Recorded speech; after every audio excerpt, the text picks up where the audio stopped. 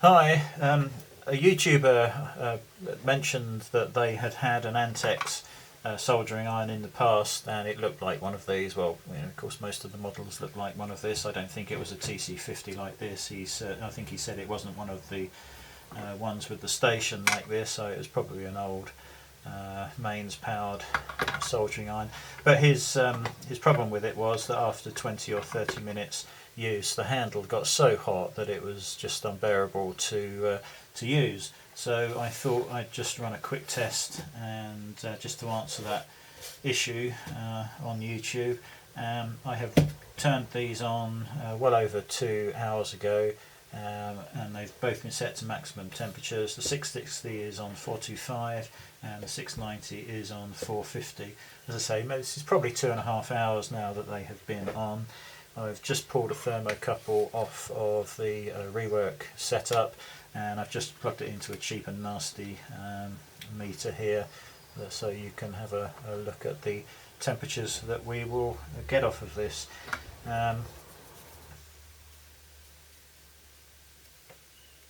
So this is the TC50 iron. The handle is pretty cold, sort of room temperature up until this sort of area here, which is exactly what you would expect, and it's just pleasantly warm really. I'll see if I can get a reading off of it. Yeah, hopefully you can see that we're getting 30, 31, something like that.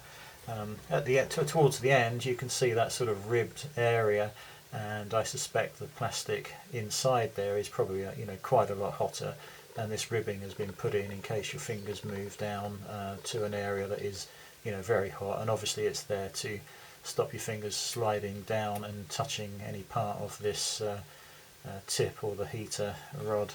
But let's see if we can get a reading just off of inside that ribbed area. It's quite hard to get good contact. Yeah, well there you go. It's about inside that ribbed area. It's about 43, 44 degrees, and on the surface of the ribbed area, see if we can get a reading there.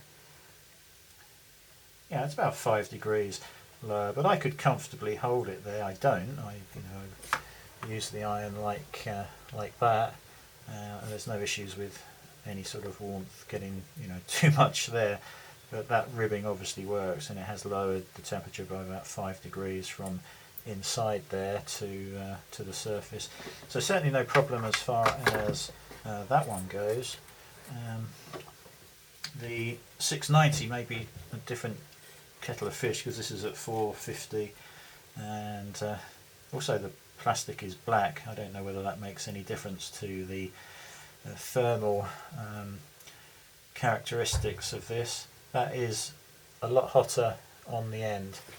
If you were holding it normally, then yeah, that's not an issue. I can just feel the heat through the tips of my fingers, and that would not be a problem for me to use that.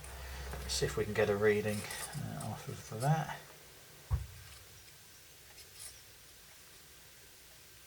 Yeah, it's a bit warmer, isn't it? I think we're looking at what, 37 and 38.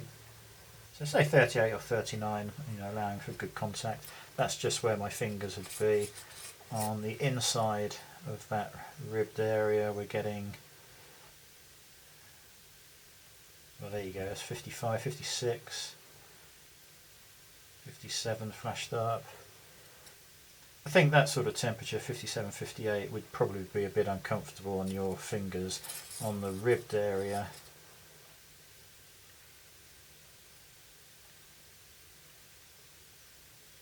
yeah, 36, 37, again quite hard to make good contact. 38, yeah, okay. So again, you could hold it there. It is a fraction uncomfortable. I've got fairly sensitive fingers and skin, and holding it at the end there is, yeah, it's okay. It's not too bad. It would be nice if it was a bit cooler, but if I'm holding it here where you should hold it, that's absolutely fine. So no real issues there at all. I don't normally have these on for anything like the length of time they've been on today. Probably a 20-30 minute run is the longest I ever need it for. These ones do not go into any sort of low power mode or standby mode. They are just on whatever the setting is at, and we'll just keep that temperature by applying power to the element. So I think the YouTuber that mentioned this problem had an older iron, probably a mains powered one, and it was not one of these more modern stations. So yeah, no problem with the heat. Just thought I'd update everybody on that in case anyone had that as a concern. Catch you later.